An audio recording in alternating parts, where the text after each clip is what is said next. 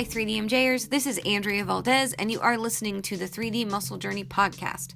In this very special episode, we have a guest joining us by the name of Dr. Mike Zourdos, along with our very own Eric Helms, as we talk about the future of strength training. Dr. Mike is an assistant professor at Florida Atlantic University, where he leads the muscle physiology lab in Boca Raton. This discussion starts by covering quite a bit of ground in regards to academic and career paths within the strength and conditioning realm. We then go into some of Dr. Mike's previous research findings in regards to programming and periodization, followed by a glimpse into the future studies and methods that his lab aims to test over the next few years.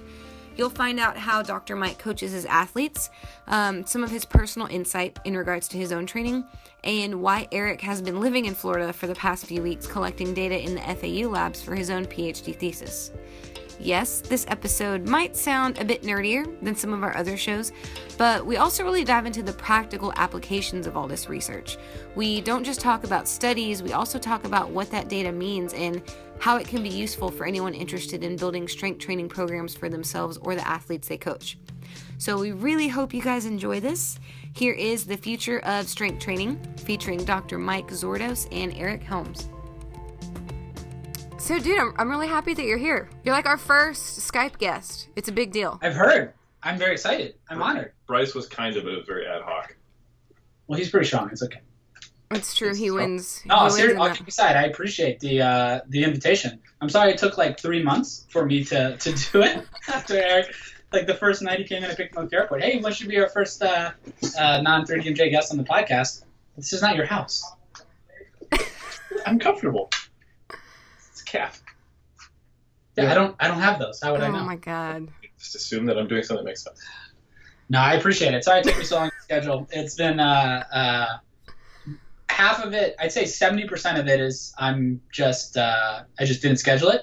But I'd say the other 30% of it is my time, he will tell you, is very limited in terms of family stuff and some other things that we have, going on. Okay. So you don't put us before your family. That's your first mistake. Well, I would put you or Berto. Really anyone. Yeah. There's a guy that I spoke to once at the grocery store a few weeks ago. Yeah. He seemed like a nice dude. I'd put him at the top of the list. Like if he asked me to do something, I'd probably just stop everything and go and do it. But when Eric asked me, I was like, yeah, sometime in the next 3 to 4 years, if I feel like it, on a day when I'm not in the worst mood, I might do it. So no days. Okay. Yeah. So, but then, you said that you were going to be on the podcast, and so then I said, all right, I'll do it within 6 months. You know why? Because by the way, I mean this very seriously. I said this to Eric. I think you do a great job with the podcast. I listen to almost all of them when I train at home. And I hate most people, so I don't listen to most podcasts. But I listen to it, and I think you do a fantastic job. So there was one toward the beginning where you guys talking about training, and my name came up, and then you were giving shout-outs to people, and Andrea and I, who have never met before this Skype meeting, decided to give a shout-out to me, and you were like, yeah. and so I was like, well, somebody who doesn't even know me thought that they would go out of their way to say hi to me and give me credit on some training stuff, and then there was, old man Helms over there, just getting ready for his, 4:30 dinner, and just not even able to say hi. So that's when I was like, all right, I'll go on. Dude, I really appreciate that. That means a lot. Thank you so much. No, you're welcome. That's a cool microphone too. Thanks. I really enjoy having large, pale spheres in my face. I'm just kidding. Just jokes. Just jokes. No, That's it's cool. Thank you. I didn't pick it up. My boyfriend does tech things, so it showed up one day. Cool. Yeah, that's all. So as you can tell, maybe from listening as well, we don't really prepare with planned questions here. We like to flail about and hope for like 3 or 4 good Instagram squares by the end of it. Some good quotes. What's an Instagram? Oh my god, I forgot about that. You don't internet. Okay. I'm all over. Don't you read my live journal? Please give me the URL. How old are you? Do you know live journal? How old are you? Same age as you. Am I the same age as you? I just turned 31 last week. Don't tell me. Oh, you're like me. You're a child. You got your whole life in front of you. Yeah. So unlike Eric, who is yeah. Oh, it's over. Yeah. That's right. Would you consider 33 mid-30s? If we're talking about Eric and because you're our guest, yes. This is gonna go great. I am all the excited right now. Yes, this is gonna go great. By the way, we were just discussing how we are both repping different companies here with our shirts today. You're I repping... got Bryce on lock. He's got Matt Gary, and none of those are our own, nor are they 3DMJ. I got it. Okay, there I we got go. you all covered. Got it covered. Nice. I had to move my desk down because I'm a midget. So, what the hell is Eric doing there? Y'all tell me. What's going on over there at the university? What studies are being done? What data is being collected? Give me an update on why you two gentlemen are together in the same room. Do you want to answer that, or can I answer that? Go ahead. So, yeah, I came out here to complete the last study of my PhD. Because I have the fortune of having Dr. Zourdos as one of my supervisors. Choose your words very carefully. The fortune of having Dr. Michael C. Zourdos, as he goes on publications, as one of my supervisors, which is recommended and enforced by the original examiners on my proposal to change him from an advisor to a supervisor. So involve him further. And I didn't really get to have a say in that, but of course I was on board. Bottom line, I'm pretty important. Yes. He's super now, as I Correct. just heard. Okay. Yep. Supervisor. Yep. And so anyway, AUT is awesome. I've done a fair amount of research there, but it's also a very productive lab. And so it's very difficult to schedule a training study where I'm spending 2 hours 3 times a week, or actually 6 times a week in some cases, kind of monopolizing the lab. And it's not necessarily catered towards having a more powerlifting specific study with ER racks and calibrated plates and all that stuff. So Dr. Zourdos has made a really cool lab out of a small space, and it is very, very good at what it does, and they're able to produce very high quality training studies for resistance training in a very time efficient manner. And that was really just, we were planning for about 2 years to do a distance study together, do the study and then just combine our results, and it just seemed more and more that would become less and less feasible, and I would have finished it sometime, in 45, I want to say. So you would have been, what, 92 at that point? 92,000 years old. 93? Yeah. Well, I wasn't going to be that mean, but trying to help this guy out over here. Yeah. I'd be old, very old, and and we probably wouldn't even been using, training anymore. We would just change the gravity in the area we were in to. So we wanted to get it out in this century. So It's not going well for you. Tell me about your lab, Mike. Do I need to call you Dr. Michael C. Zourdos, or can I call you Mike, or what do you prefer?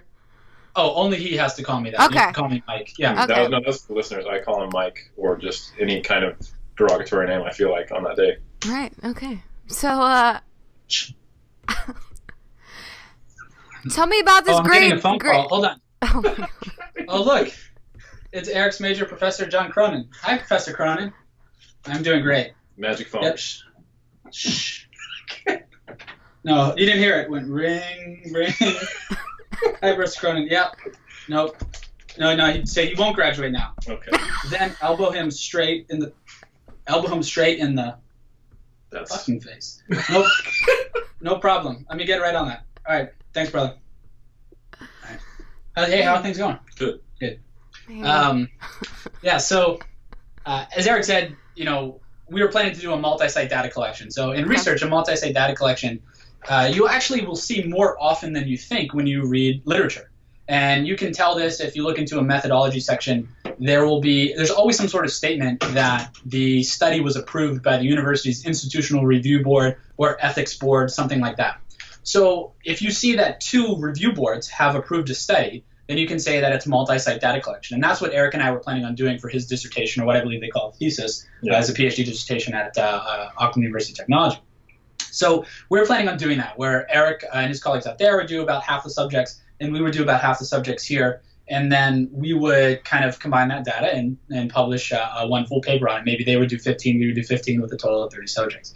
But what we began to realize, as Eric ran a previous study that we're working on the manuscript now out there, it took him an inordinate amount of time to do it because there's so much work going on out there and things are so productive. It's hard to get in the laboratory they had at Auckland, so many subjects in the lab at one time. So Eric came out here because our laboratory, we could make this semester, this fall semester 2016, open exclusively for Eric's study. So we didn't have to have any other data collection going on. I have a team of students that is really amazing. 3 graduate students that are going to do thesis, along with about 5 or 6 other graduate and undergrad students that could work on this study full time. And we have 5 combo racks or ER racks. I think we have 4 Alico bars. We have 2 full sets of Alico and Ivanco calibrated plates. So anyways, he was able to come out here, do the study just here, and it's really turned into a very productive semester, actually a very productive few years in terms of us working together in terms of research, and hopefully it'll last for a long time. So Andrea, to answer your question directly though, the second one in terms of our laboratory, as I said, our laboratory was built in 2013. I came to FAU in the fall of 2012 as an assistant professor, and in 2013 we were very fortunate through our department chair at the time here, it was amazing, who got us our laboratory space. It's a fairly small space, but we've turned it into kind of a little a paradise, if you will, for research that focuses on, the things that we enjoy, training studies and looking at acute training variables, autoregulation more recently, periodization. We've done some biomechanics stuff, and then, of course, a lot of stuff with RPE and velocity. But we have 5 combo racks, as I said, 4 ER racks, calibrated plates. We have a platform. We also have 1 Alico weightlifting bar. We have a full rack as well. We've collaborated with engineering to utilize portable force plates in our laboratory. We did some stuff with linear position transducers, actually 3 different ones. We also used a motion capture system recently. And we're also very fortunate that just down the hall from us, one of my colleagues is the director of our exercise biochemistry laboratory. So in almost all studies, we take blood samples, and we can do all sorts of analysis in the biochemistry lab to look at mechanistic factors related to training as well. So our laboratory has been around for a few years now. I think it's been a very, very productive few years, in no small part due to this guy's collaboration, but also my students that are out there have done a tremendous job, along with the colleagues and the support that I have in the department. I'm sure Eric can attest to this. He's been here a few months, but the situation that I'm in here is extraordinarily fortunate. Everybody around here is amazing. We have all the support that we need, and students. Some of you guys may be familiar with the Instagram and Twitter famous Myo Dolan, who was part of our laboratory, who did quite a bit of research with us. So that's here. That's what we do, and it's a small space, but it's productive, and it's been a really productive semester. Yeah. Why do y'all think that that's so rare to find a lab like that in America? I know that it's totally off topic, but I've always wondered, because that's what I think I thought I was going into grad school for, and then I was like, oh, so this is very basic research, and there's not much to do meaningful applied research in our fields. Why do y'all think that is? Or am I crazy and I just thought that? No, Eric's crazy. You're not. Okay. I'll comment on. I like this. On the first part, I'll comment kind of on what I've seen in the States. Now, Eric is going to school now outside of the States, so I'm sure he can attest to that side of it more so than I can. I agree with you, Andrea, that in the United States, there is less of an opportunity not only to do applied research, which I think there is some applied research. It's very good applied research out there in the United States, but to specifically do what we do and what all 11, maybe 12 people, or is it 15 people that are on the internet care about in terms of powerlifting and bodybuilding? Or is there 16? Did I forget one? Are there 16 of us? 16 of us. So there's 16 of us that care about, my son now, I guess, that care about this in our little world. But in our world, we're focused obviously on what we'll probably talk about today, which is training programming, nutritional aspects, which isn't what we focus on. But in the applied sense, that's something that I think has really just kind of exploded in the past 3, 4, 5 years. Yeah. So I don't think there's been a huge need in the area of research, not just in something like periodization, which has been out there a long time, but in periodizing programs and autoregulating programs, more specifically for strength sports. I don't think that's been something that has been as needed or as wanted, if you will. There's been as high a demand for as there has been over the past few years. So I don't think that's really existed, because I'm sure, as you guys did, and I think you alluded to, Andrea, I know when I was a freshman in college, it was 2003. This is a long time ago. We walked uphill in the snow both ways. It was really, really tough times. In Florida. And well, I'm in Florida now, but I went to college in Ohio. It does snow there. Yeah, I don't. Yeah, and it did snow there. But people in Florida, actually, my wife, for example, she's from Florida. She's gonna be so pleased listening to this. Actually, she's never gonna listen to this, so it's okay. And she's from Florida. She's from Palm Beach. So we'll be outside in the winter, and it'll be 64 degrees, and she'll have a scarf on. And that's me. That's I'm brown. I'm brown though. It's okay. Okay. So she'll have a scarf on, and I'll with you like this. This is ridiculous. This is a beautiful day outside. I don't understand the problem. So getting back to our original question, because Eric got us off topic, and I always stay focused on topic. Why am I laughing? So in the States, I don't know if there was a need for that up until recently. There is some really, really good applied research out there. But in terms of specifically what we're probably going to talk about here today, it's, we have been able to create a place that I think is very unique in what we do. And not a lot of people do what we do. So it's gotten us some exposure. We don't have a PhD program, though. So we do have limitations in that respect from being able to take on PhD students, which is also why I'm fortunate that Eric is here, because he's a PhD student with experience collecting data, experience writing, so he can come in and kind of lead and take over the lab immediately. So it is difficult to find that spot here, although I do think that it's growing. The laboratory that I went to for my PhD, my professor, who's one of the best people that I've ever met, he was such a fantastic person.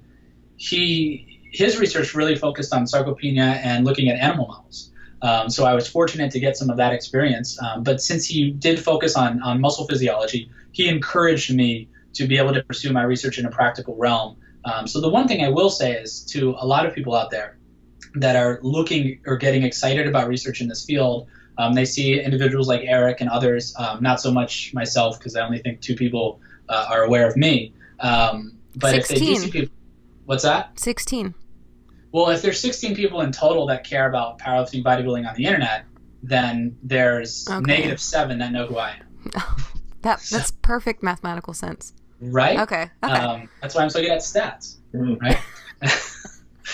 So I think that, we can provide that ability for those students to an extent. But the one thing I was going to get back to that I encourage these students to do is, as in my PhD, I did a lot of mechanistic work. I would also encourage those that are very young, let's say an undergraduate, that want to get into research as a master's or a PhD, and you love to lift weights, and you love what we do here. That's awesome, but keep an open mind. Understand that you need your hard science courses, that it might benefit you to get into some mechanistic research. And then if you want to continue with this later on, but especially if you want to be a faculty member, the market for you to just go straight through master's, PhD, faculty member, just say, hey, I want to research something like powerlifting and bodybuilding, the chances of that are slim. That's not the route I took. I ended up researching this at this point, and I was fortunate enough to be able to do that as a grad student. But I took a route doing mechanistic stuff, kind of the more traditional route. And if you want to do stuff in the States like that, I think it's necessary to get that. However, I'll let Eric talk about his path and overseas. Yeah, I would agree with everything Mike says. As you should. I don't agree with that, but I agree with everything else before he said that, what Mike said. So yeah, like when I was looking around. That's 1. If he gets to 3, we're gonna have a problem. Okay, so I'm never gonna get to speak. That's the way this is gonna go. But so when I first started looking at PhD programs, I wanted something in either like sports nutrition, applied sports nutrition, or something in strength conditioning, or like very applied research. And I found a ton of master's degrees, but I found very few PhDs, at least in the States. So I think it was the same. Fill me in. This is great. That's what she said? That's, nice. Good usage. Thank you. Usage. So yeah, I would agree that I think the States is probably a little more clinically focused for the most part. And when you're looking at more of the applied professional stuff, it doesn't always go to the PhD level. Like I wouldn't say that if you want to be an S&C coach in the States, getting a PhD in strength conditioning is not needed. It's not a good idea. Yeah, it might hinder you. It might financially cost you in the long run, and you don't need that. And then, it's probably not the route that you want to go. Yeah, but in other places, because there is sports science is a larger part of the not only the country but the government. There's often like English Institute of Sport, Australian Institute of Sport, High Performance Sport New Zealand. These are actually government agencies, so they are tasked and funded by the government to try to further sport in our country, which is a little different in the U.S. And so it's just more of a focus, and other countries have less of an obesity epidemic as well, so they don't need to focus as much on the bigger picture of diabetes and clinical stuff. So nothing wrong with it. It's just that, A, it's exploded recently and not when I was originally looking at my master's and PhD, and then B, the only place where they did really have what I was looking for, besides a few remote places in the States, was overseas, which is why I ended up in Auckland. And now, oddly enough, now it's exploded.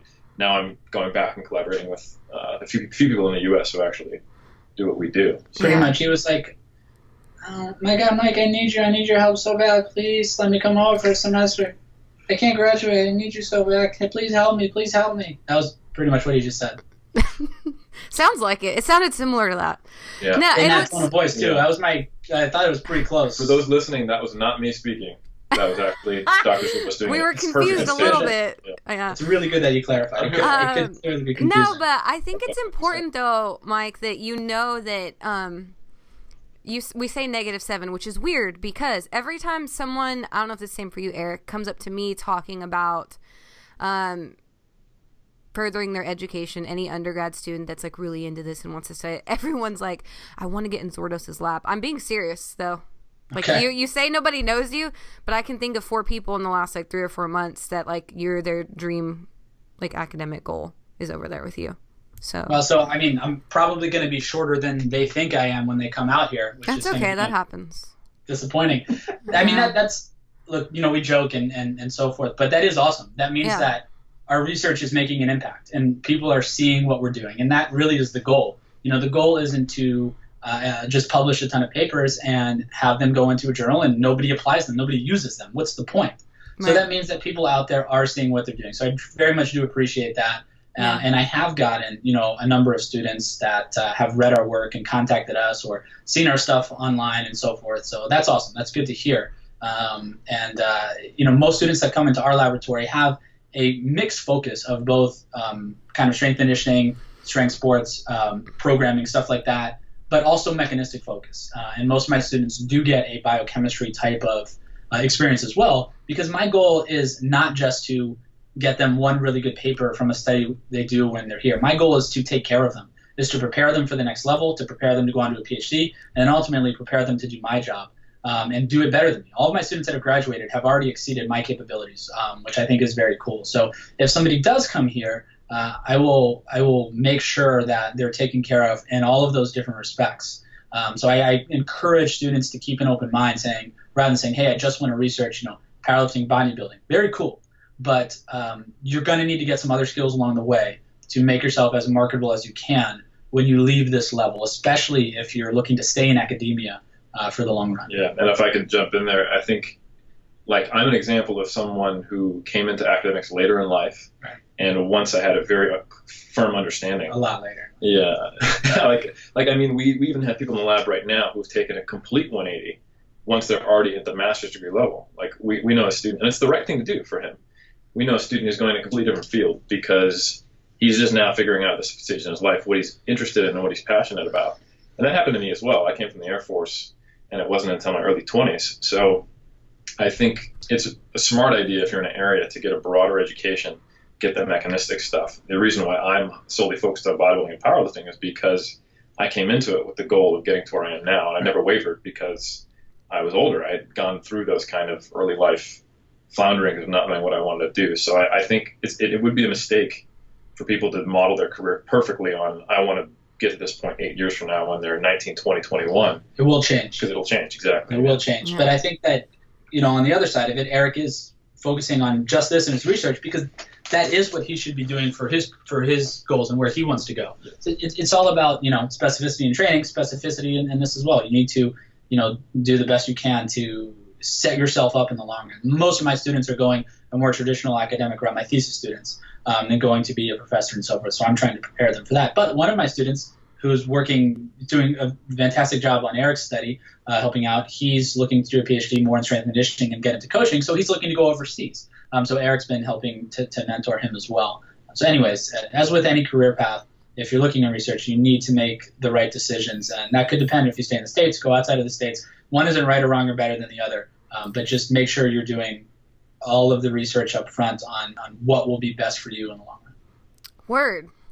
That was good, guys. Okay. Is that what the kids are saying these days? Something like that. I think it was like actually 1980, like before I was born, maybe. Oh, but I'm bringing it back. Yeah, he was like 22 then, so he knows. They still say word. Word is still a cool thing. Word's cool. It went away for like a little bit, but it's coming back now. No, for your generation. Never went away. It's because Eric's... Never mind. Hey, Eric. Almost. What was it like watching Babe Ruth play? Was that awesome? Well, okay, so hold on. I'm cutting this one short. Okay. Why, damn it. No, why do you, okay, so we've said your lab is an up-and-coming thing, whatever. I want to maybe get into the last 2 to 3 years of the things of your findings. Okay. I just heard you on the Iraki nutrition was your most recent podcast, right? Yeah, with Juma. It's fantastic. I really enjoyed that. Probably, I think, the best podcast I've ever done, so you better bring it, Andrea. Well, I was just going to say, if they really want to hear a very... Like, you did a great job on that one, where it's very, like, here's a question, and then there goes Mike for 5 minutes on something epic, and then here's another question, and then 5 minutes is something epic. So I was going to say, so we don't repeat that podcast. Sure. If we could go... so anyways, we'll link that to your... Okay. It was in September, was when it came out. Thank you. That's very kind. Thank you. Yeah, so if y'all really want to hear Mike sound kind of epic for, like, an hour or so, you could definitely get a good understanding of, like, periodization versus programming and the different types of DUP and all that stuff. Or... different types of undulating periodization. Could we just play Faith No More's Epic in the background, since I'm being epic? I can make a note of that. We can try to bring it up. Maybe that could be your intro song when we start the podcast. It's a great song. Okay, we'll try to do it. Thank you. Yeah, no problem. Again, so, I'm just not going to have a boyfriend. But anyways. So, yeah, what studies are going on in your lab now? How do you plan on building upon your previous research? Because we've talked a lot on our podcast about programming. Sure. But what do you have going on now? Yeah, no need to rehash, every single thing about programming you guys discuss and I've discussed on Juma's podcast, although I certainly can't answer, especially with Eric here, anything that you like on that.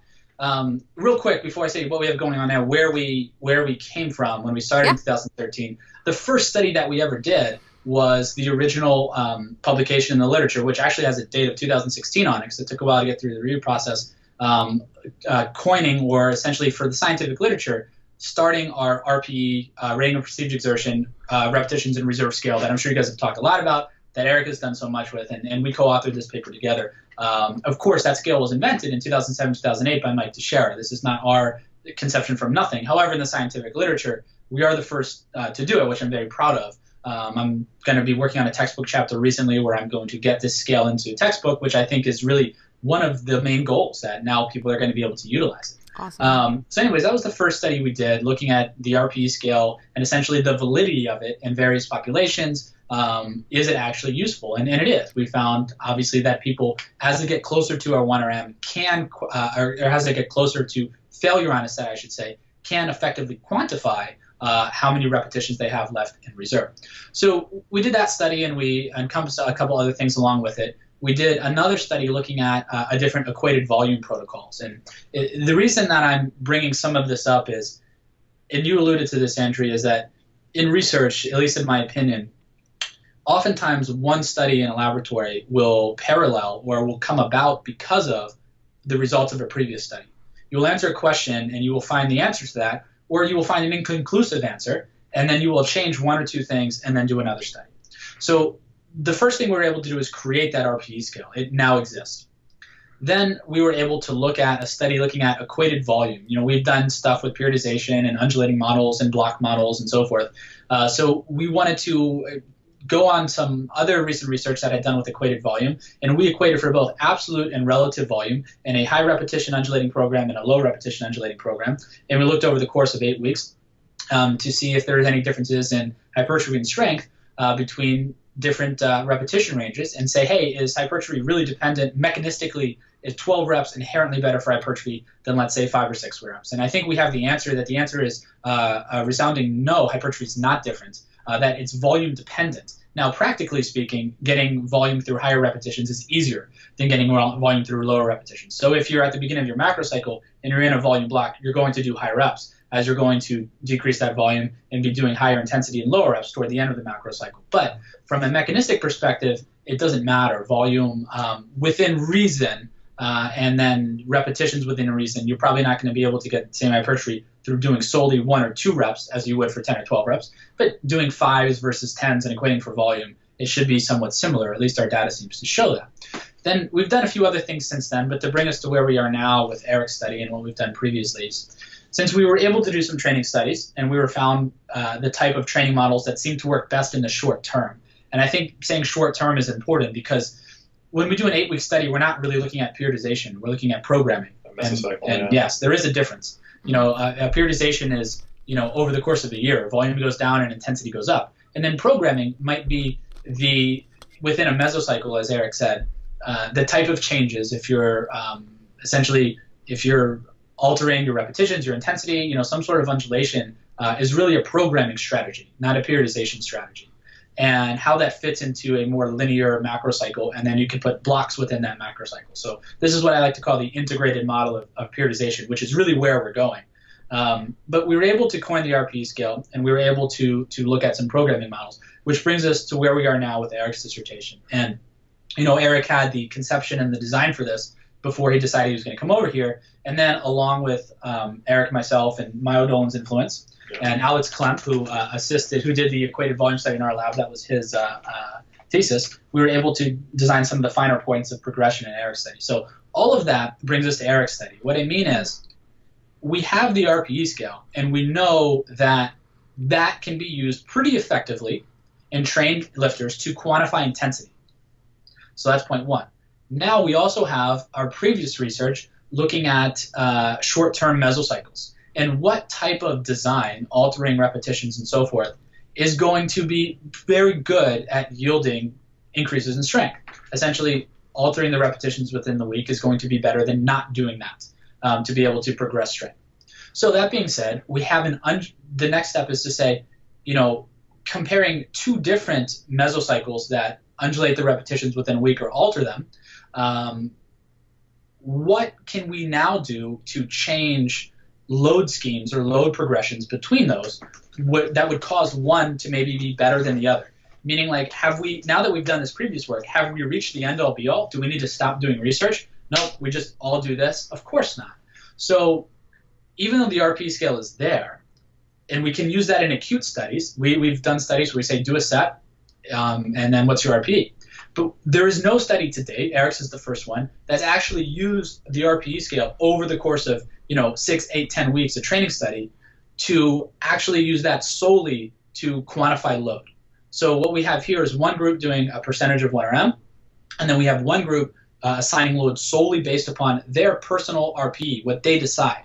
We'll tell them, hey, and I'll go through kind of more of the study design in a moment, but you have a goal RPE of 5 to 7, and today you have 3 sets of 8. It's your choice. It's your choice. What are you going to do? And they can utilize a load, and they might hit an RPE of 6, which is right in that sweet spot. And then their goal is they can increase or decrease load to stay in that sweet spot. Whereas the other group might say, hey, you're doing 3 sets of 8 at 70%, and that's it. So a few more things on this. So we found through our previous work, the type of mesocycle that seems to be effective. So, okay, altering repetitions within a week is good, but let's think about a longer-term strategy here. In that we already said that during the beginning of a macro cycle or a block, you're going to have higher repetitions for more volume, and those repetitions are going to decrease over time, and the intensity is going to go up. So we tried to encompass everything we could about that into this study. In that, both groups, the percentage-based group and the autoregulated based group, over the course of the 8 weeks, the first few weeks, and this is what I call, let's say they're training Monday, Wednesday, Friday with a 3 time a week, what I call an undulation pattern, meaning on Mondays they're doing 8 repetitions, Wednesdays 6s, and Fridays 4s. And then they do that for 2 weeks, and then so that's like a microcycle. And then the next 2 weeks they have an undulation pattern of 7, 5, and 3, and then the next 2 weeks an undulation pattern of 6, 4, and 2. So we're taking all of the concepts and we're putting that into both programs. And then we're just changing one thing about each program. One program assigns load based upon percentage of 1RM, 3 sets of 8, 70%, go. The other one assigns load based upon RPE. You have 3 sets of 8, and you're going to go between a 5 and 7 RPE. The load is up to you. If you go over the RPE, we decrease the load objectively. If you go under the RPE, we, the investigators, increase the load objectively. If you land within the RPE range, it stays the same.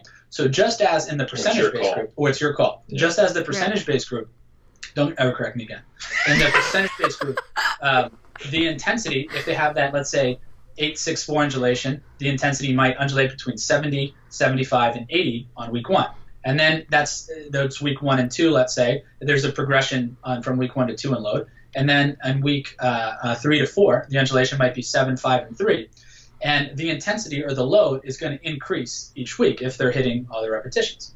So just as the intensity increases, and as anybody that knows that goes through a block, if you add 5 pounds per week and you do that for 8 weeks, by the end of the week, you're going to be closer. By the end of the 8 weeks, you're going to be closer to failure on each set than you are on week 1, correct? Correct.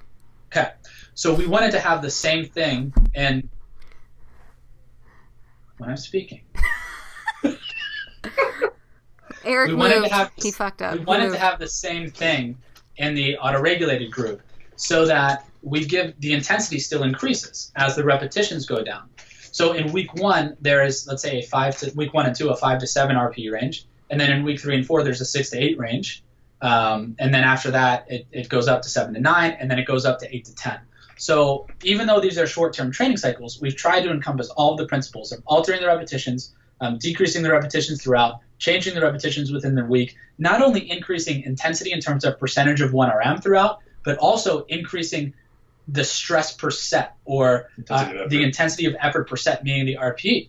So in addition to increasing the goal RPE per week in the autoregulated group, in the percentage group, we're also actually taking RPE from everybody after each set. So that way we can measure at the end of the study, even though they had a percentage base for their intensity, was their RPE or their effort per set different than the autoregulated group? And then based upon what the differences are at the end, maybe they're the same, maybe they're different, we can say, hey, there's no difference in strength, but this group had a lower RPE, so you can make the same progress on a lower RPE, or maybe you can't. And we've talked a lot. There's other things we're doing as well with this study, but essentially that's the very, very, very, very long answer to your question. No, good. It's good. Take as long as you want. Yeah, thank you. I will. I will, he said. And in where we are, and I like to say it in that way because we did this other research first, and oftentimes what we're doing now, in my opinion, is we're just really changing one thing from what we've done previously. We have a similar design, and now we're just changing how do we assign load in this one group compared to how we always assign load in the other group. And then we're going to see if there's any differences there, and then whatever these reveal might spawn the next study in which we change one other thing to compare to these groups. So that's the long answer on where we are. That's good. Anything to add, Eric? Nope. That was not Eric that answered that. So No. Yeah, sorry. Nope. Nice, because I have a higher voice than you. That's true. Yeah. Yeah. Definitely a soprano. So yeah, I think Mike does a great answer. Nice work. It was nice.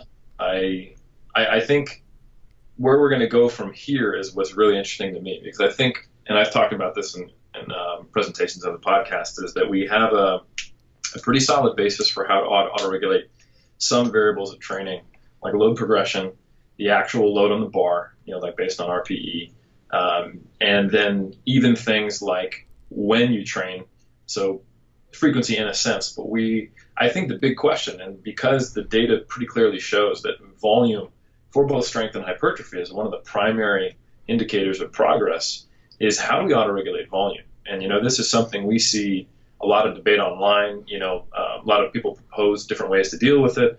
And we've got everything from HRV to, subjective scales to hormone data to MRV, if you've read Mike Israel's stuff. And no offense to any of those methods, but none of them are quite really answering the question in a decisive way that is as user-friendly as RPE is.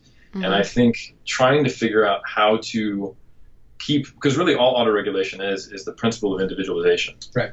And getting that in a systematic format. So autoregulation isn't just training by feel, and then some people who are more of a, I would say, slave to their emotions rather than being able to use them in an effective way are kind of left out to, in the cold because they don't have a system.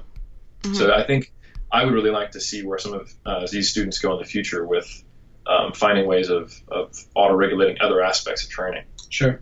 Right. And I think what's important for the people who are not researchers, right? Someone who's just listening to this that's training themselves or has a coach or whatever, is that although this study, and this is why science is great, but why it's scary, is because I know people hearing this will be like, oh, so we're going to find out if percentage-based or RPE is absolutely better. And that's right. Why we, in a lot of your presentations and the pyramids and all that stuff, we use a lot of, okay, here's your percentage base with an RPE of blah, blah, blah. Right. Go ahead with what you're going to say, Mike. But that's something that I find that every time we have like an ultra nerdy podcast, everyone's like, oh, so that's the way it is. And then we'll have one that's like kind of more about feels, and they're like, fuck science, and there's, I think a lot of people, this is a good, I think, time to bring up the reason why we do it and all that stuff. And the 2 words you talked about in the Iraki nutrition podcast, every time you give, go ahead, do your thing. Yeah. So, the 2 words in the Iraki nutrition podcast, to say that they're true, and I didn't memorize them for that podcast, are integration and conceptual. Yeah. And I wrote those on the board in every class that I teach when I talk about programming. 2 things before we get back to that. One, you mentioned pyramids. What a terrible shape. And she's a co-author on that. Yeah, but she's humoring you. She knows that. I mean, she's also co-author on the joint training diamonds that are about to come out. He only has 3 sides. This is so bad. By the way, his little known fact, if you look at his strength training book, for a lower price, you can order just the foreword of the book. And Eric will send you just the 1-page or 2-page foreword. I don't know how to read it. Who wrote that? He has it on his wall. He has it on his wall, and then every night he looks at it, and he's just like, thanks, Mike. Integration and conceptualization. It's actually integration and conceptual, not conceptualization. Conceptualization and integrate. Wow. All right, so back on track. What was your question? How people hear this and are excited to know, okay, which one's better? Yeah. Yes, you're confusing me. I mean, train, you confuse the muscles. Right. You confuse the mind. The Weeder podcast principle. Yeah, you perplex the muscles. So what time are we going to do the Tai Bo later? Like every 3 hours? No, everybody knows that you do P90X every 3 hours and you Tai Bo every 2.5 hours. You failed. So everybody knows that. I think it's important, and what we find from the study, and then how we utilize science in our training. The first thing that we need to understand is that science, especially in resistance training type research, and that we're interested here, is it's a science, yes, but it's not an exact science. There is an art to it. There is an experience component. Personally, if I were to get a training program written for me from somebody, it would have to be a person that understands both the scientific aspects and also has experience writing training programs. I would never let somebody who only has a scientific background and has no practical experience writing me a training program, and I personally, being on the scientific side of it, would never let somebody who is solely based on experience, it doesn't mean they have to conduct research, but isn't interested in having scientific principles in their training, write me a training program. I would want some sort of mix of that. So we have to understand it's a science, but it's not an exact science. Nobody's going to go to a research study, take some research study and say, I'm going to do this exact program in this study, I'm going to print this out, and I'm going to do this. That's not the best way to go about it. Concessions are always made to write training programs for research because you're taking into account the commitment from the subjects, you're taking into account the commitment from the research staff, sometimes. Exactly. And you're trying to answer one specific question. So it's this versus this. And if you find that this is a little bit better, it's not saying that this is the greatest thing of all time. It's just saying that this is better than this. And so all you should do when you put together your program is you take that concept, back to conceptual, and you utilize that concept in your training, right? So in the study that we're working on now on Eric's dissertation, your point, Andrea, is excellent in that it's not going to say, oh, this is it, depending on the results. Percentage-based training is better than autoregulation training, or autoregulation training is better than percentage-based training. There's no way that that's the answer that we'll get, even if one chose to be slightly than the other. In reality, I think that practitioners, which all of us are here in addition to working on science, is that practitioners that have an interest in science are actually always a little bit ahead of where the scientific literature is. And I think that personally, when I write most of my training programs, I use some combination of percentage 1RM and RP.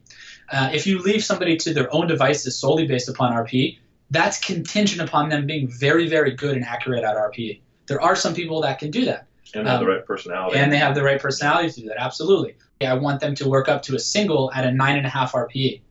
But I tell them a 9.5 RPE, I'll get feedback on their training log for the weekend, and they'll say, hey, on squat I hit 200 kilos at a 9, and then I missed 210. How did you miss? It's impossible. I gave you sub-maximal RPE. But if I tell them the previous week they hit 195 for a double at a 9.5, what I'll do is I'll just program for them 200 kilos for a single. Or I'll program between 195 and 200. That way I know that's probably going to be around a 9 for them.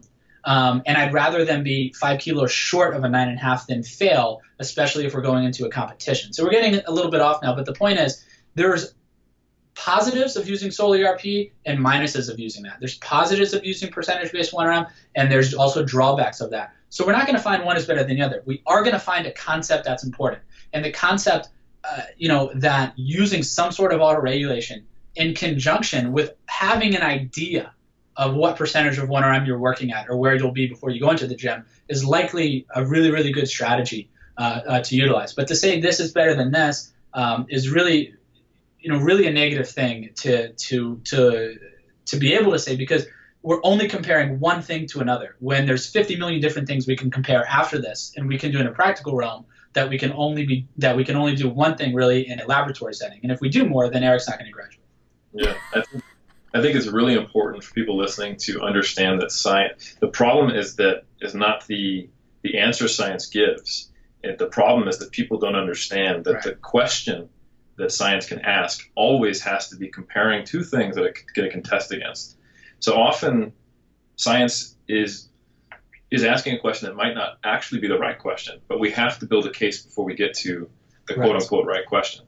The question of what's the best way to program is actually the answer to 100 questions or more, and they can't all be answered in a study. So this is something that's easy to point out in periodization research, where it's always putting head-to-head, block or undulating or linear or undulating, with the implication that therefore they're mutually exclusive. They're not.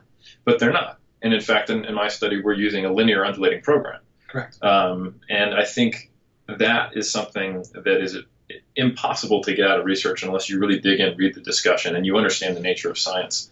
So it is the kind of the PubMed ninjas are a little dangerous when they go, oh, look, this for that, therefore. And it's like, well, what about another version of that, or these two combined? And that was kind of what I wrote in the discussion of my master's. I was like, 1.6 and 2.8 might have both been on the extreme ends of protein intakes that might not have been optimal, forcing, fat or carbs down. In my practice, I don't use as high as 2.8 anymore because of that study and the things I found and some of the complaints and some of the practical elements of it. So I think that's just another example. I think if you're going to be heavily science-focused, whether you're a practitioner or whether you're a researcher, you need to really understand that, when you're writing discussions or when you're writing actual programs for people. Yeah, it's you hit on both the integration and conceptual aspect there. To just try to explain this very quickly again, my dissertation, I think, was how I started to realize this. And my dissertation study has been out there for a little while, and we looked at two different training models in a short-term mesocycle. Both groups during the week had, and specifically powerlifters, had one hypertrophy-focused training day, one power-focused training day, and one strength-focused training day. One group did, let's say, on Monday, hypertrophy training, strength training on Wednesday, and power training on Friday. The other group did hypertrophy training Monday, power training Wednesday, and strength training Friday. The idea being that hypertrophy is the most fatiguing. They were doing the most volume. So in group 1, that only had 48-hour separation, Monday to Wednesday, between hypertrophy and strength, the ability to perform on the strength day would be hampered because they'd still have some muscle damage from day 1. And that they wouldn't be able to perform as much volume as they could with a given intensity. On the strength day, they'd perform fewer repetitions.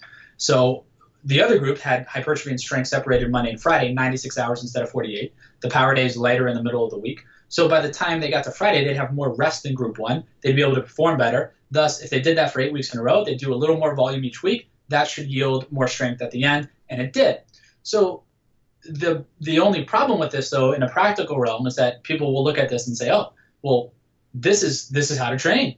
Hypertrophy power strength order is what we should do all the time. It's the best thing in the world. It's got to be 3 days. That's it. It's got to be 3 days a week. It's got to be this. Got to be this. No, not at all. That's why I've started to use the word conceptual, because that study, in my opinion, is very conceptual. The only thing to take from that is that when you're setting up your training, whatever kind of predetermined volume you have. The other thing is we saw strong relationships between individual amount of volume somebody was able to do on that day and improvements in strength. So people then take that to say, I should do all the volume, right? I should do as much volume as I possibly can, which it certainly isn't the case. So what we can take from that is whatever predetermined volume you have to do, manage it in a way or spread it out in the week in a way where you manage fatigue and you can keep yourself as fresh as possible to perform each session. So by separating the strength day from the hypertrophy day, that's what we did. That doesn't mean it has to be in that order. I always say that might be the second worst order of training within a week that exists. That's probably not the case, but the point is, all we did was find that this was better than this. Why? Conceptually, we arranged it better to manage fatigue so you could perform better. That is solely the concept of that study. So you take that concept, manage fatigue within a week. Essentially, you can even do better than that by utilizing autoregulation or using a flexible template, if you will, and using RP. And then you can put that type of model, altering those repetitions within a week, within an integrated periodization model, as we're doing in the Eric study. And you can use both those terms of integration and conceptual to understand that. And people have to understand using science in a conceptual way. If it was as easy as saying, oh, here's a study, we go do exactly that, we all become the strongest people in the world, then we'd all be the strongest people in the world, right? So using things appropriately is how you have to do that. And even when I teach my classes, we stayed after my class yesterday for about 10 extra minutes talking about practicality of things rather than just the purely scientific method. Because I said, look, when you go out into this field and you're working with clients, especially if you're doing something online, your clients don't care about science. They care about results, right? So they will then care that you know about science if they're getting results. And then they'll want to base their stuff on science, but they don't want me talking to them about myofiber adaptations. They don't care about this. That's for me to do here, and that's for us to do here. So they're never going to ask about very mechanistic things, or at least for the most part. They care about getting results. You're going to get results if you have the scientific principles or the overarching principles of your training program in conjunction with your experience and understanding how to appropriately individualize those principles. Boom shakalaka. That Boom was good. Yeah, I know. What's that mean? Is that good? Good news? He's on fire. Yeah, it's lit. You know? Who did you play with on that game? There's the guy, I think he dribbles. So for NBA Jam, back then, I think it came out in what, 94, around then? Yeah, 94. Yeah, and I would play with, I'll be honest, I played with Stockton Malone. That's a great guy. As you should. Yeah, I used to play with the Suns back then. I used to play with Barkley? Jason Kidd when he was on the Suns, yes. And Kevin Johnson. Oh, yeah. There you go. It was a good team. I remember some of the pairings. They had LJ, Larry Johnson, and Lonzo Mourning on the Hornets then. Jordan wasn't on the Bulls in that game. You had to unlock him specially. Because too good. He was Jordan. Too good. He did Jordan things. Shoes. And what's that? Shoes.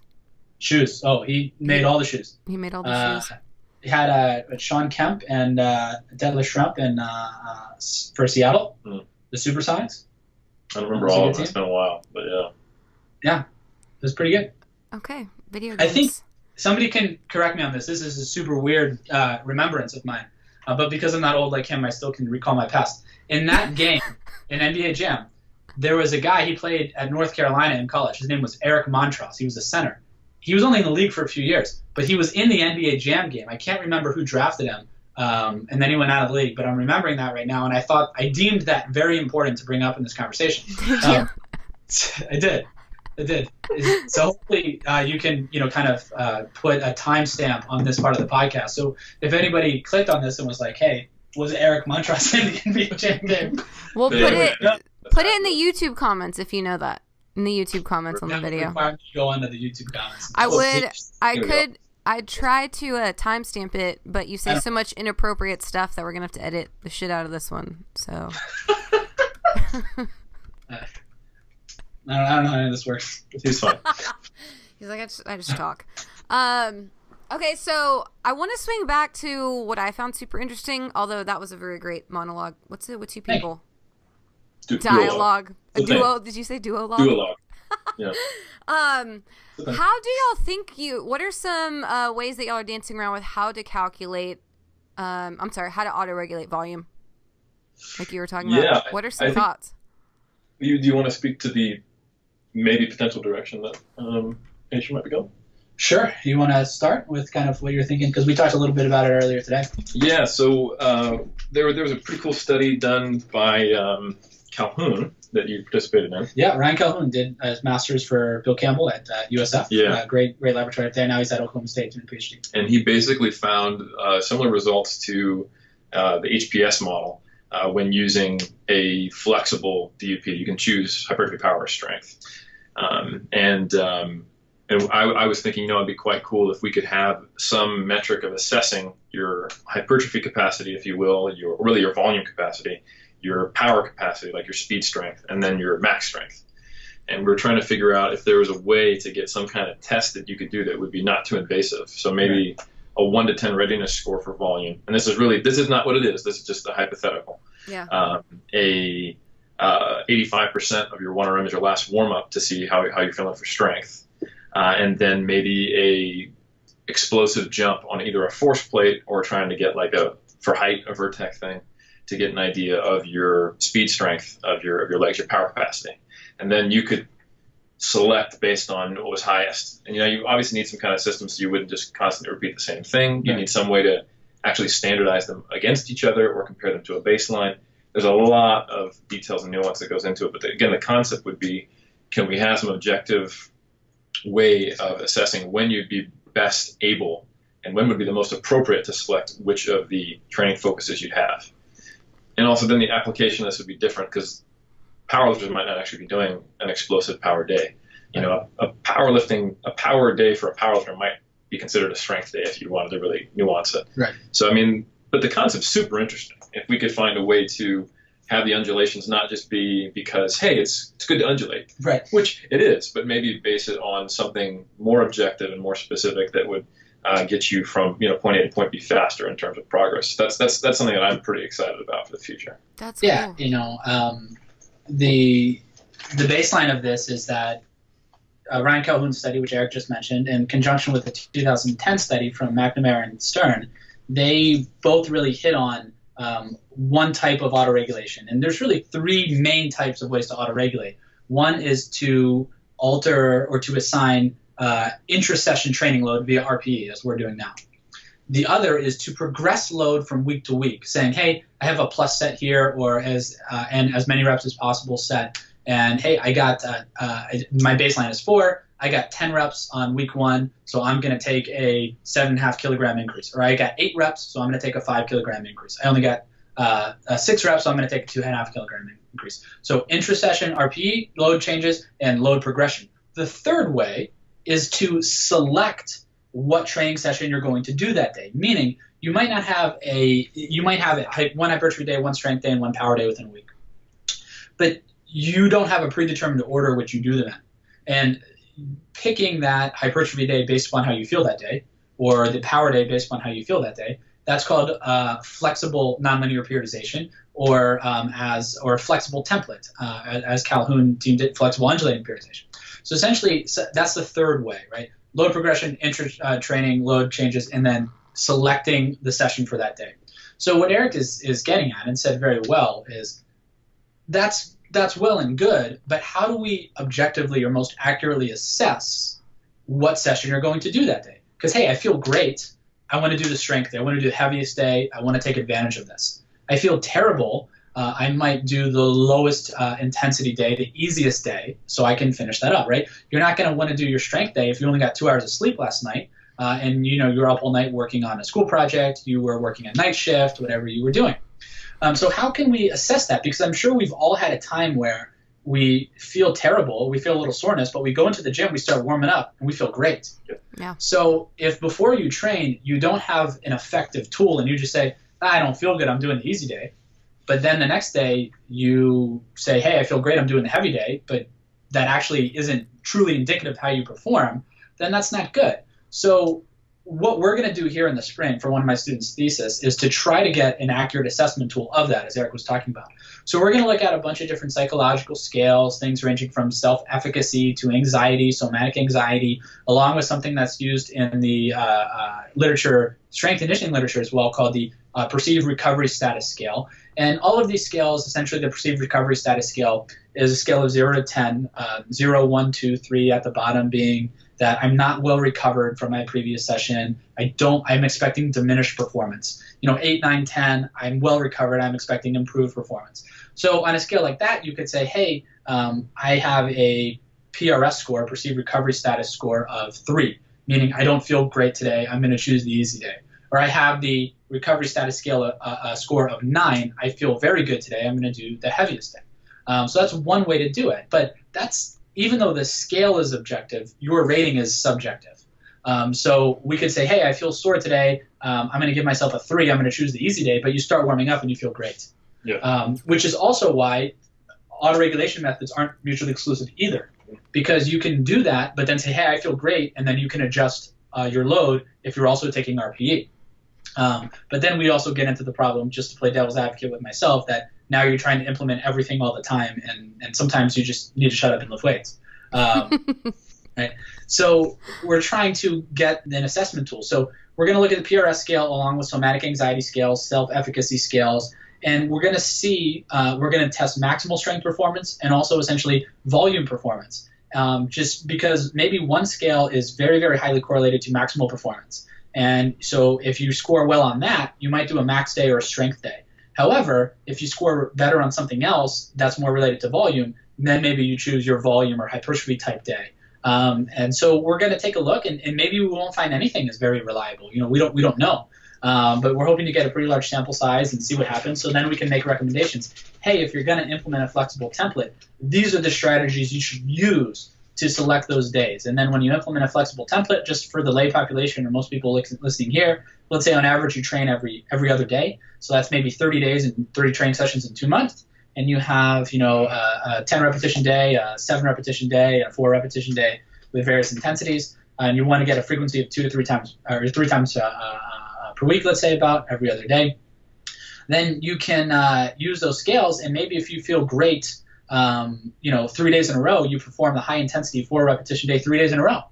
But what I would encourage you to do is, if you have 30 training sessions and you want to split them evenly, I would say no matter what, you're going to do 10 sevens, 10 fives, and 10 threes. I changed it from a 10-7 3 undulation to a 7-5 3. So let's say you're going to do that. So you might end up doing 3 of one type in a row. But ultimately, you want to get the adaptations across the spectrum of both hypertrophy and strength, if as most of us are looking for both of those. So if you do 3 strength days or 3 low repetition days in a row, well, now you only have 7 left for the 2 months. So anyways, long story short, looking for the best assessment tool to determine your performance on that day, then you can use that when implementing a flexible template or trying to auto-regulate the amount of volume you're doing on that day. Man, that's cool. See, go ahead. It's funny. It's just a lot of the stuff we try to look at and research are things that they're not new concepts. It's just we're trying to get a more systematic approach to it. Like Zourdos and I used to talk about. Well, he used to. I didn't do it because I like to follow specific programs. But there's a time when Zourdos was saying like he'd go into the plan of hitting heavy fives, and on his last warm-up set, he would be like, "I'm not strong today. I can just tell," and he would go for volume, and he'd be like, "I know I can do 70%. I'll just bang out a bunch of sets here." And then he would go in the next time, and he felt, "Oh, I'm good to go now," and he would do his low volume, high intensity work.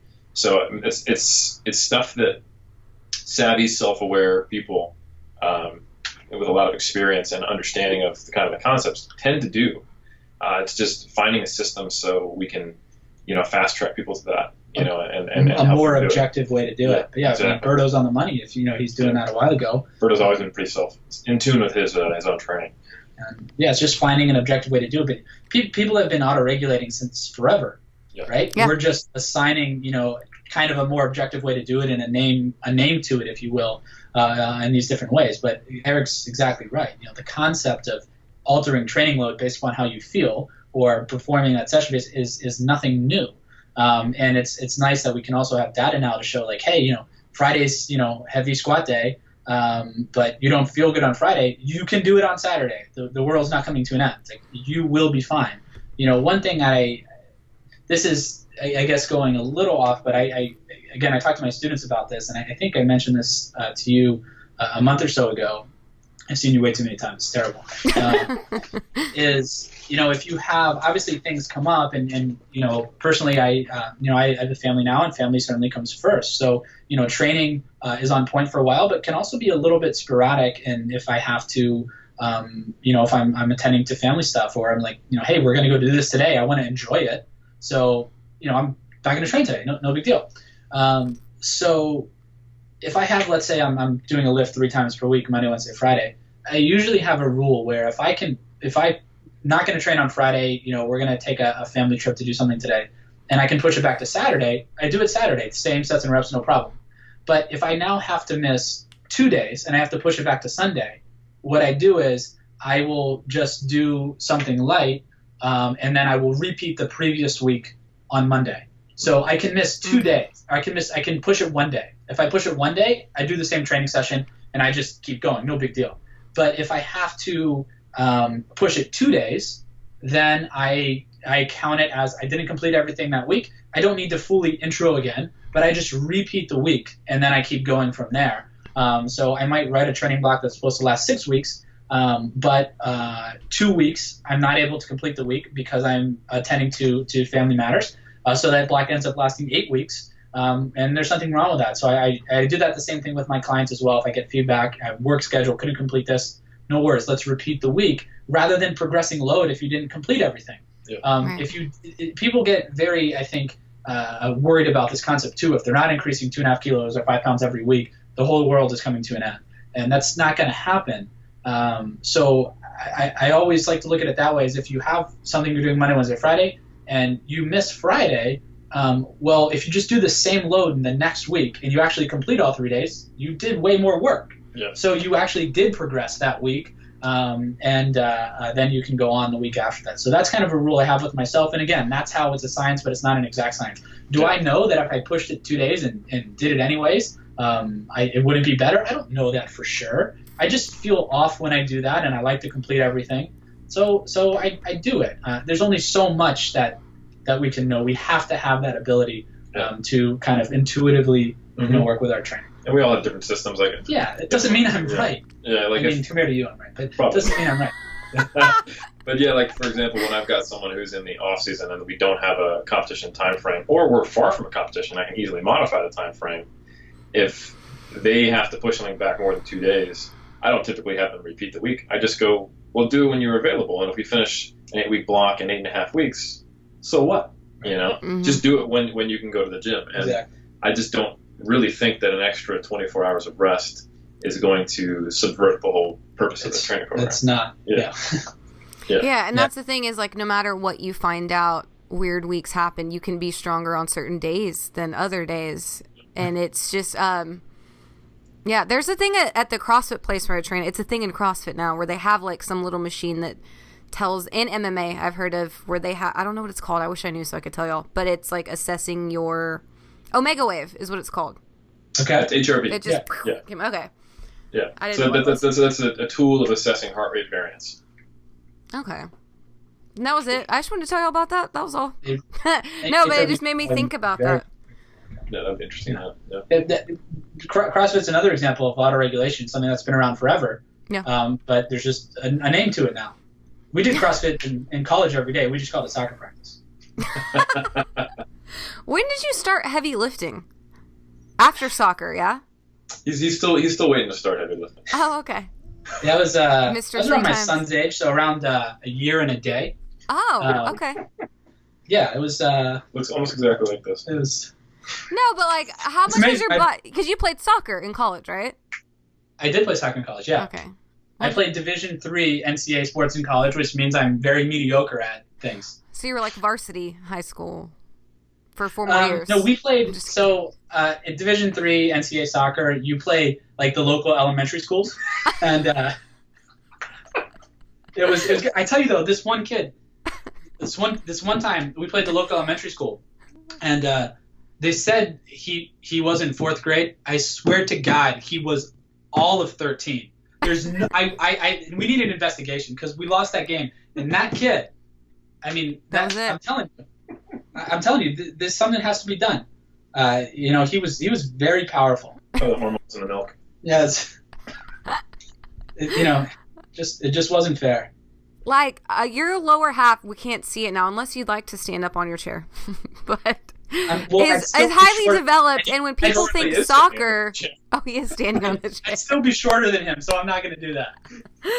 But I found that interesting when I was listening to the Iraki Nutrition podcast that you did play soccer, and now your lower half is just blown up to like whatever. Was it that developed when you were playing soccer? Is this genetic? It was the marathons that I ran. Oh, okay. You did run marathons. That is an No actual way. true thing. You didn't know that? No, I didn't know that. I ran 5 marathons. Okay. When was this? I believe I've told this to Berto before, but look, I was young and confused. I experimented with things. It was a difficult time in my life. And I saw the error of my ways. But no, I did. Yeah, I played soccer in college, and then I always lifted. That's how I got into exercise science. I was a communications major my first semester in college, and that's ironic. Because he doesn't communicate, he just talks over people. It's amazing. Anyway, you were saying? This is going so well. I was always lifting weights after practice, before practice, and one of the athletic trainers saw me and said, "Why don't you major in exercise science or athletic training?" And I said, "What the hell is that?" And this is 2003, so not that long ago. But in this field and the research that's there, it's especially stuff in resistance training. And so I said, "You mean I can go to class and learn about this?" And I sat in class and I would ask my ex-phys professor, say, "Hey, I'd just be looking at my own training log from the day. So let's say you did 10 sets of 2 on front squats," and he'd be like, "Mike, let's just keep those questions for after class." You're one of those guys. Yeah, I was like, yeah. But let's make this hour about me in this, basically, was what you were trying to do. Yeah. Does that surprise you based on this conversation? Well, when the only other person that's kind of being interviewed here that I have to work with is you, why would I not try to do most of the explaining? If Myodolan was here, I would just let Myodolan do everything. He's amazing. That's my whole goal, to hire Myodolan at FAU in a few years, and then I don't have to. Okay, what's Myodolan's real name? So we can just give him a shout out. Mayo T. Dolan. Mayo T. Dolan. Y'all like to just like put it together? Okay. His name's Chad Dolan. Chad Dolan. Okay. He is. But he has legally changed his name to Mayo. And by legally, I mean on Instagram. He doesn't know. By legally, I mean on Instagram. I may have stole his social security card and done that at the courthouse for him, but he did it on paper. So. Well, now we're gonna have to get a knock on the door from somebody. So there you go. So you still coach bodybuilders and powerlifters, correct? I do. Yes, I do. I don't know. Okay. You call me a coach? I don't know. Coaches typically have an emotional intelligence about them. Okay. Oh, a whistle and a clipboard. Yeah, I wear whenever I'm sending emails to people, I put on a polo and khakis and a whistle and a hat and a visor. Those bike I'm like shorts Jim Harbaugh. with the snap buttons. The bike shorts with the snap buttons. You know what I'm talking about? Yes. Well, I was being serious, but That's very expensive. My business is called Training Revolution LLC, which I think this is the first time anybody has ever actually heard the name of my business. It does have a name and an official LLC, but yeah, no, I've been coaching an active Facebook group. A very active Facebook group that I post in once every 2 years. Sometimes I get super serious and I'll make 2 posts in my Training Revolution Facebook group over the course of 3 months. Oh. And then a year later, I'm like, hey, I'm back. But I email with everybody every week, so I don't need to.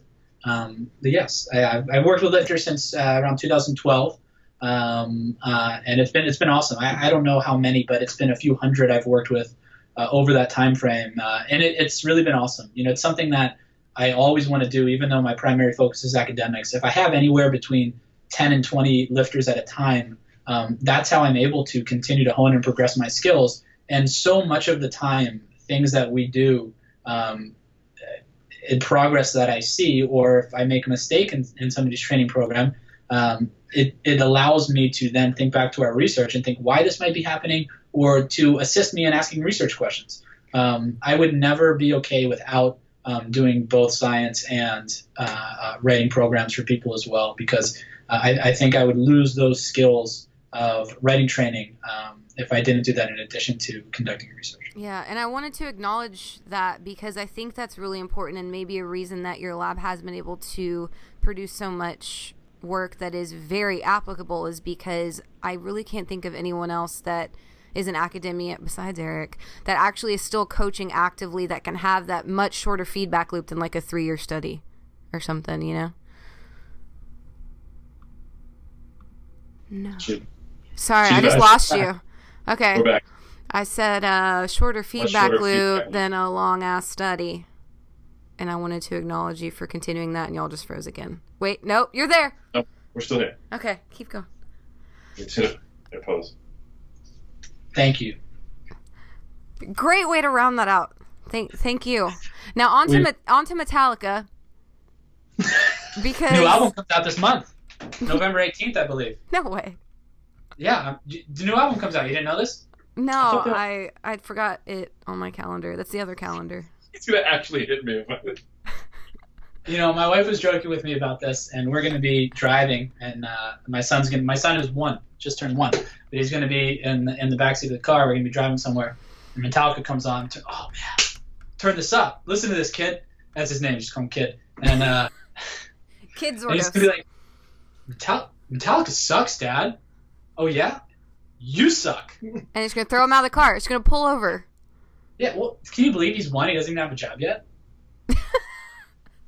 It's ridiculous. How long am I supposed to provide for him? He's not out working. He is.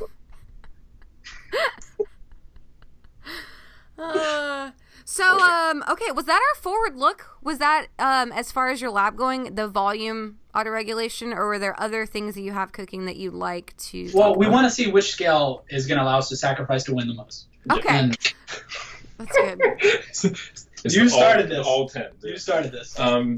We're also interested in looking at so velocity-based training is another potential option. Oh yeah, you were telling me about this, Helms, on your dead. Okay, go ahead, elaborate. Yeah. So as you can imagine, when you're doing a heavy 1RM, it's the easiest way to describe it. The bar moves slow because it's heavy and you can barely overcome its mass. So measuring the velocity at which a repetition occurs is also another way of measuring how close to failure you are. So it's a more objective way, assuming that you don't have a technical error in lifting. So one of the ways that we validated the RPE scale, or rather the primary way, was by tracking velocity and seeing the relationship between velocity and RPE. And another one of Mike's students, a master's student who has been a great help to me, Dan Cook, shout out to DC, he is going to be looking at other things that influence velocity because as it stands right now, unlike the RPE scale, we can give a blanket RPE prescription because RPE 8 is an RPE 8. You'll have different skill levels with it, but velocity, although there is a certain amount of confidence we can have at a certain velocity when when someone's near failure, there are potentially other factors that influence that velocity. One of them being limb length. And height potentially. So he's going to be looking at the relationship between velocity at various percentage of 1RMs and near failure or not near failure, and limb length and how that affects it. So that we can hopefully get to, if possible, maybe the answer might be, look, you have to do individualized velocity-based training if you want to do it. but looking at the influence of limb length and height on that and other anthropometric characteristics. And I don't know if you want to speak more to that. You're more involved with that. No, I mean, that's the other thesis, the first that'll be going on here in the spring. The first one was looking at the questionnaires and scales that will be able to be predictive, hopefully, or not hopefully, either way, of training volume and intensity performance. And then also Dan's study, who's the other student is Mike Kasher, and then Dan Cook, who's done an amazing job, both those guys, along with Ryan Burns, our other student, on Eric's dissertation here.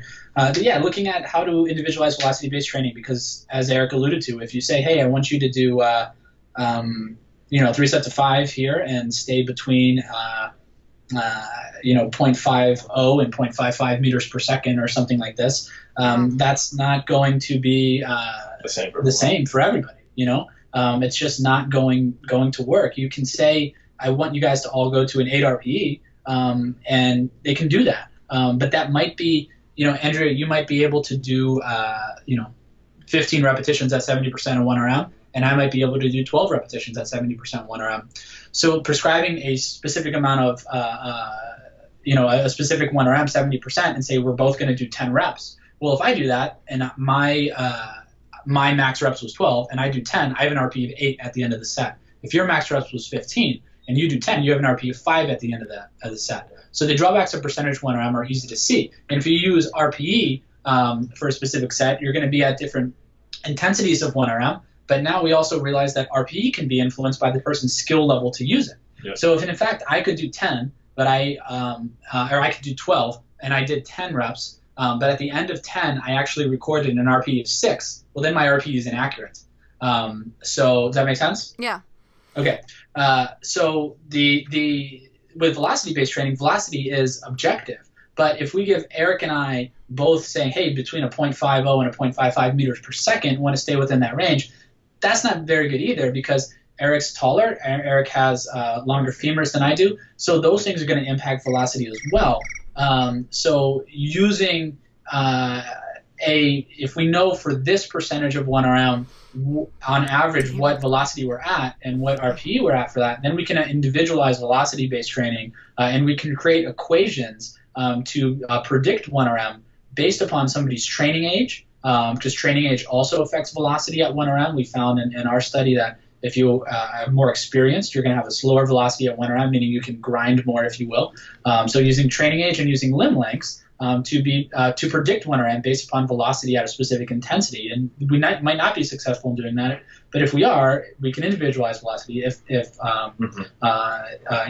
have you saying, hey, if you have these femur lengths, this height, and this training age, if you want to work at an 8 RPE for 5 reps, then you're going to stay within this velocity. So, but again, that's answering one question. And just as percentage-based training isn't definitely going to be better than autoregulation, or autoregulation is not definitely better than percentage, it's probably best to use some combination of velocity and RPE. Personally, at the moment, and this is my subjective opinion on this, if I could only choose between velocity and RPE, and I had somebody who was really, really good at RPE, I would prefer to have their RPE. But if I have access to both, I would certainly prefer to have both, and now we can take other factors into account. So that's one study we're going to be doing this spring. And that's in fact how we get as close to an accurate 1 RM out of a person as we can, is we get velocity feedback while they're testing, and we get the RPE from them. And then, of course, the investigators are thinking in their head what the person has. So it's really, the person's RPE, our RPE judgment of them, and then the velocity, and that then the 4 of us all huddle together. How many kilos do you think this guy's got left? And how many attempts does he have? How much strength and endurance does he have? And we have plates to the nearest 0.25 kilos. We agonize over selecting an extra temp in a 1 RM. So I think we do a pretty good job of any laboratory there is of getting the most accurate 1 RMs, because we do RPE and velocity. And so if we record their RPE and velocity at all the attempts in their pre-test, when they go to their post-test, we can say for this individual, they're at a 9.5 RPE in their pre-test on squat at around a 0.3 meters per second. So, and then there was a 0.06 drop off to their 1 RM. So then in their post-test, we can see their velocity and compare it to their pre-test and realize about how much more they have in the tank. You don't have to do that by any reason, but if we're going to collect the most accurate scientific data we can, why not use all the tools at our disposal? So we will agonize over half-kilo changes to get the most accurate 1RM possible here, and we'll look at all of those tools. In the future, we'll just clone Matt and Gary and then give them each lap. Actually, I will say that's a good point.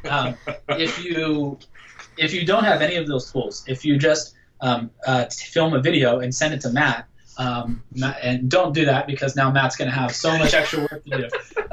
And you send it to Matt and you say, hey, Matt, what should I go on my next attempt? And he tells you it will be 100% of the time the exact right number. Nobody in the world can call attempts. Yeah, it's pretty crazy. When I saw you for the first time in Australia, I was maxing every day. He told you what you were going to hit the next day. Yeah. We would have dinner at night, and I just want to now tell you that I hung out with cool people. And then we can do that here. That's okay. Yeah, Eric was also there. I tagged along. Mike Teixeira, Matt, Susie, and at dinner, Matt would say, Mike, you're going to squat this the next day in your max, and I was maxing every day. And he was right every single day. I don't know how he did that. But, Matt's the best. Actually, that is one thing that I would like to see in the future. I don't even think I've actually talked to Z about this, is I would like to actually have a group that just gives an RPE rating and then somehow tests it, some way of testing it, and then also have a group that takes video of it before they give their RPE. I'm not quite sure the design yet, but I want to see if immediate video feedback, so basically you film yourself before you give an RPE rating, if that does actually improve RPE accuracy.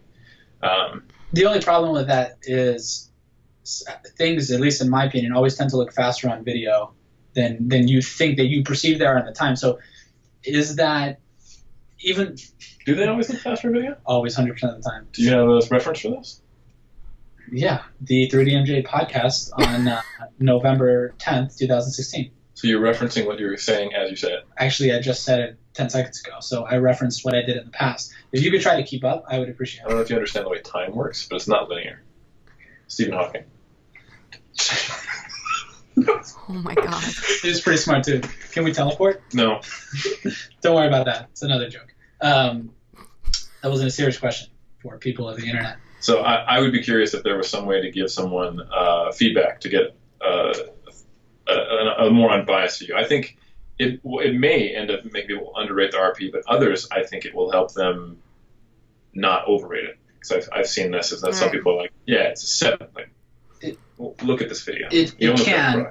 In that study, in that design, I would prefer to have velocity instead of video. But we certainly utilize both and see which one is better. But to Eric's point, in a practical sense, this is something I do with my clients all the time. I won't allow people for RP to influence their load changes until I know they're good with it. Yeah. So even if I'm working with somebody who's an intermediate or an experienced lifter but has no experience with RPE, they're a novice at the RPE scale, I'll have them record RPE on either their last set or sometimes on every set and have them send that to me each week.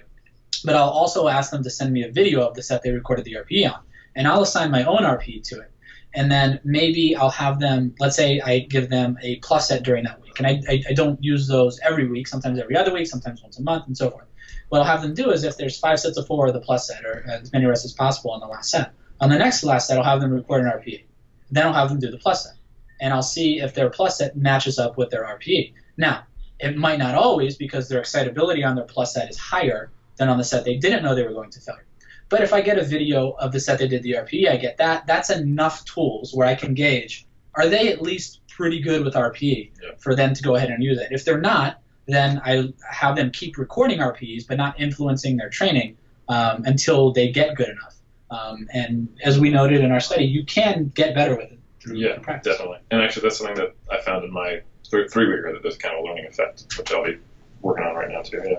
Yeah, and I'm something that has always, at least in the past year of my life, really interested me is teaching RPE and teaching the feeling of a 1RM and how unbelievably long that takes. Because I always, 2 years ago, if I would be like, I hit a 1RM, but then I'm like, no. Like, knowing how that felt and knowing how it really feels now, and I'll probably 5 years from now think differently, but the skill of a grind, and training that, and the skill of, like you said, people underreporting their RPEs all the time. And then someone like me who, when I have RPE in my bodybuilding split my last season, I know that I was being an asshole about it and just going to failure all the time, or doing sets upon sets until I just couldn't anymore when I was supposed to stop at a 9, like all that kinds of shit, which is why as a coach I was very reluctant to use it because I wasn't able to use it very well. Sounds like you outworked during that program. I love to outwork. I do. Good for you. What is it that you're outworking? Myself 10 seconds ago. Good answer. Yeah. Most people don't know. That was good. Because Stephen Hawking said so. No, I just don't know. Like, is the podcast? Yeah. I what? You won. You won the podcast. I did? Yeah, you're the champion. That's great because it's almost time to go. Probably. Now you're overusing it. I didn't win the podcast. No. When would you win anything? You get your participation trophy on the way out. That's why I do bodybuilding, because you always get that. Yes. They call me the asshole with that stuff. In the Arnold, and they gave us participation medals, and because, at a regular meet in a local state, you can do fine. We go to the Arnold, and I finished, I don't know, like next to last in the weight class or something, and we went back to the hotel and we threw them out. I was like, Ben, this is ridiculous. He's like, I don't want this. I don't want to see them. We threw them out. I know. Awesome. That's when they give like the rainbow ribbons. Like the kids get the blue, red, white, and then there's all these other colors. It's like they don't what? There's Perfect. There are no other colors. Children, I imagine, I didn't ask her for her approval on this, but I imagine Andrea's going to be with me. So, children of the internet, I would like to explain to you that you've been lied to. So you know how there's two things they told you when you were a kid. They said, everybody is a winner. There are winners and there are losers. Agreed. Many of you lost, and that's why they told you you were a winner. So if my son ever plays in one of these leagues where like they don't keep score, I'm keeping score. Yeah. And I'm keeping score, and we're going to tally it up when he gets home. And then, they say, raise your hand. Oh, go ahead. There's no stupid questions. Oh. Yeah. You know why they say that to you? They say it to you because you probably just asked a really stupid question. Yeah. That's why they call this my recliner of rage, just so you know. Because sounds awesome. She goes hard in the paint. Yeah, I get Andrea, I have a feeling we're going to be very good friends. We are when I get to Florida. She's basically when do you come to visit? Ricky Bobby for bodybuilding. That's awesome. Yeah. I just want to go fast, and second place is definitely loser. Hell, Ricky, I was high when I said that. It doesn't even make any sense. You can be first, you can be second, you can be third, you can even be 15th. Hey, you guys want to go get thrown out of an Applebee's? All right, so to close out, is there any place in particular that if our listeners would like to learn more about what you're doing, what are places you'd like them to go visit on the interwebs? I'm all over MySpace. MySpace? Yeah, well, yeah, I mean, you were joking, but I was being very serious about the live journal. That's where I write all my deep thoughts about the Iron Game. That's not true. Don't write that down. About the Iron Game. I'm not writing that down. It's not. I just want somebody to try to go find it and then get an email. Hey, Mike, I was looking for your live journal. Yes. You can mad when you get like 5. All of this is staying in. They're gonna go look for it, and if we find it, we're gonna post it. Just say Facebook and research. Don't tell me what to say. I do have a Facebook page. It's a personal Facebook page. Okay. If you send me a friend request, I have about 3,000 of them that I haven't answered. So I will try to. So they can follow you on Facebook.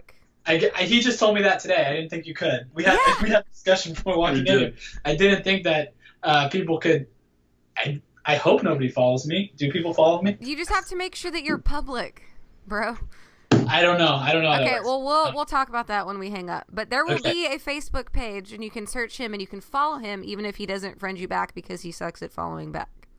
Got it. All right. So I do have a Facebook page. I'm on there, and I don't really make many personal posts, but I do post up our new research. If we have a new paper, say, hey, here's our new paper. This is the topic it covered, and so forth. And then I am on ResearchGate, which I believe pretty much anybody can access. You don't have to be a researcher. You can create an account and so forth. It's free to do that, and I try to get up most of our full text from our research on ResearchGate if the journal allows it. Sometimes journals don't allow third-party sites to host it, but I do have Facebook and ResearchGate. I have a YouTube channel that I've had for a long time that I post I have an average of 1 video a year now. Have you made one in 2016? I have weeks ago. The 217.5 double I put on YouTube. Oh, yeah. Right. So I'd have like one. That was like 2 weeks ago. So I guess I am active on YouTube.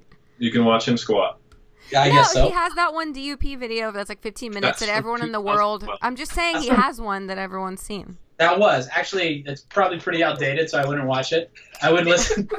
I would listen to this podcast and to the Iraki nutrition podcast. Okay. It's probably much better. He has another podcast that's really long. If you want to listen to like over the course of a few days, 3 hours. It's excellent. It's on Mladen Jovanovic's. Yeah, that was a great podcast. Say that 3 times fast.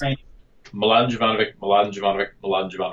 Yeah, Mladen was a very nice guy. We did his Complementary training podcast on strength training, and it lasted about 2.5 to 3 hours. We covered a ton of stuff in there, and Mladen did a great job with that. So you can certainly find that out there as well. Cool. But yeah, ResearchGate and Facebook, and my CV and email is on the FAU page. You can find it and email me. All right. Well, thanks for coming, dude. Appreciate it. No, I appreciate having you guys on here. On your podcast.